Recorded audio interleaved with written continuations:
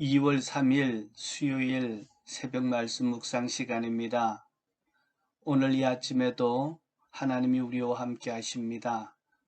주님께서 주시는 특별한 은혜와 말씀이 우리의 영혼을 적시기를 축복합니다. 기도하겠습니다.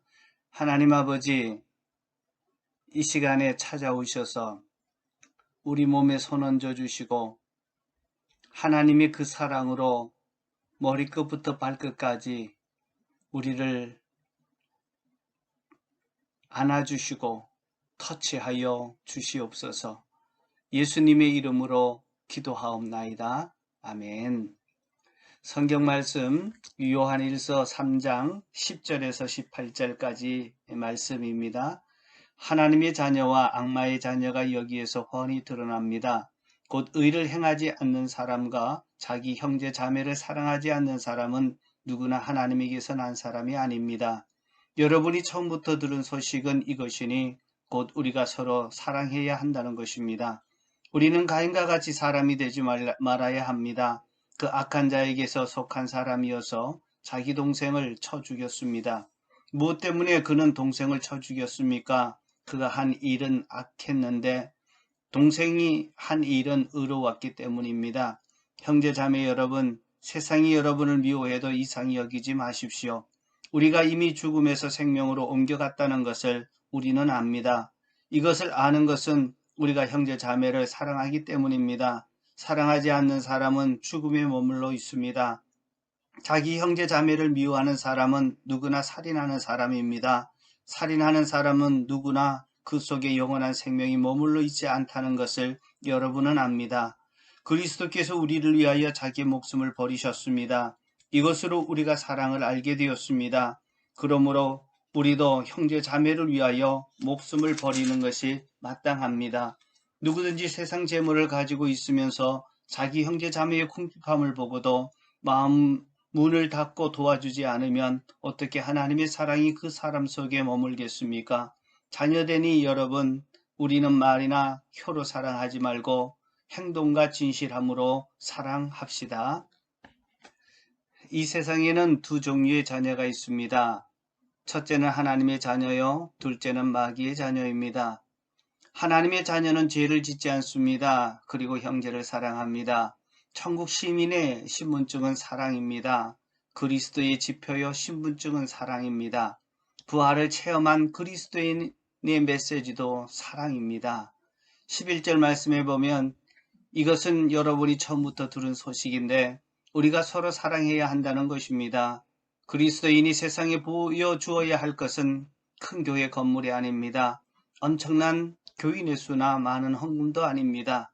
기적과 능력도 아닙니다. 천사의 말이나 놀라운 예언의 말씀도 아닙니다. 형제가 서로 사랑하는 모습입니다. 예수님을 믿는 형제 자매들이 서로 사랑하라는 것입니다. 구약의 요약은 하나님의 사랑과 이웃 사랑입니다. 신약의 사랑은 이웃 사랑입니다. 서로 사랑하는 것 외에 아무에게도 빚을 지지 마십시오. 남을 사랑하는 사람은 율법을 다 이루었습니다. 갈라디아 5장 14절 모든 율법은 내 이웃을 내 몸과 같이 사랑하여라 한 한마디 말씀 속에 다 들어 있습니다. 요한은 이웃 사랑을 믿는 형제 자매들이 서로 사랑하는 것으로 더 요약합니다. 왜냐하면 믿는 형제 자매들이 서로 사랑하지 않고는 낯선 이웃을 사랑할 수 없기 때문입니다. 요한은 서로 사랑해야 함을 가인과 아벨의 예를 들고 있습니다. 이들은 피를 나눈 형제들입니다. 그런데 가인은 최초로 형제를 죽인 살인자가 됩니다. 가인은 아벨을 사랑했어야 했습니다. 그럼에도 아벨을 사랑하기보다 미워하고 죽였습니다. 이것이 바로 최초의 죄의 열매입니다. 왜 가인이 동생 아벨을 죽였을까요? 가인은 하나님께 속하지 않았기 때문입니다. 형제를 미워하고 죽이고 싶은 살인의식이 있다는 것은 사단의 영에 사로잡혀 있다는 것을 증거합니다. 하나님의 영이 있는 사람은 살이나 미움이나 분노를 갖지 않습니다.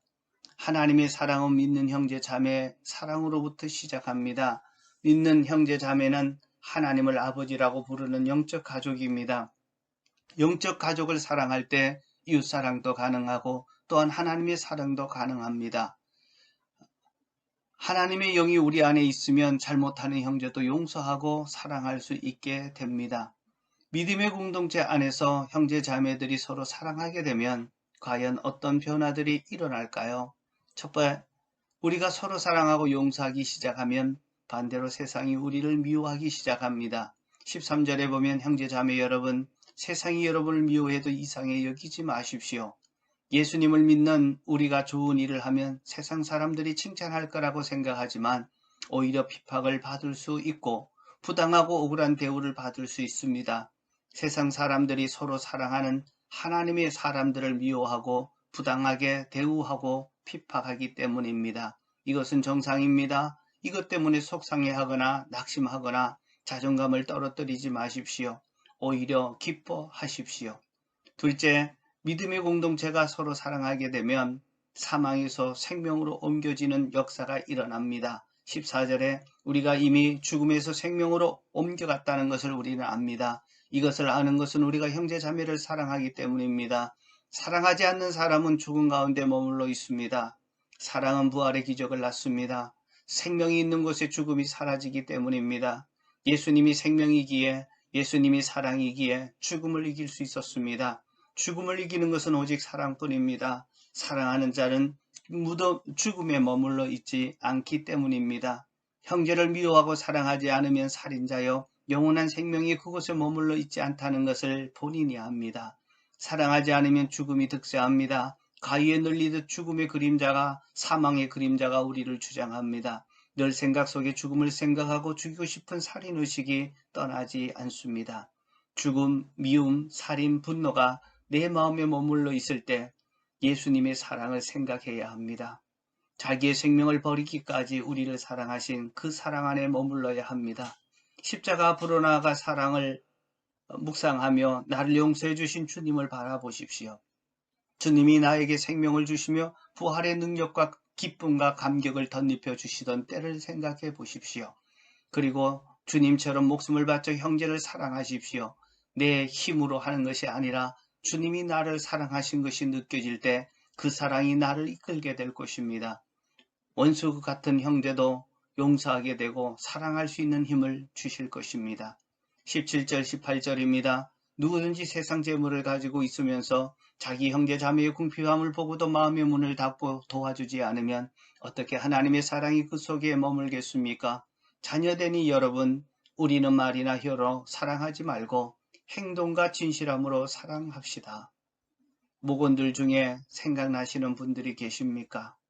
오늘 내가 가진 것으로 행동과 진실함으로 사랑한다고 표현해 보면 어떠실까요? 십자가 앞으로 나가서 왜 날 위해 죽어주셨는지 물어보십시오. 주님이 뭐라고 말씀하시는지 대답을 들어보시기 바랍니다. 주의 사랑으로 형제 자매를 사랑합시다. 오늘도 당신의 사랑이 하나님의 자녀임을 증명하게 될 것입니다.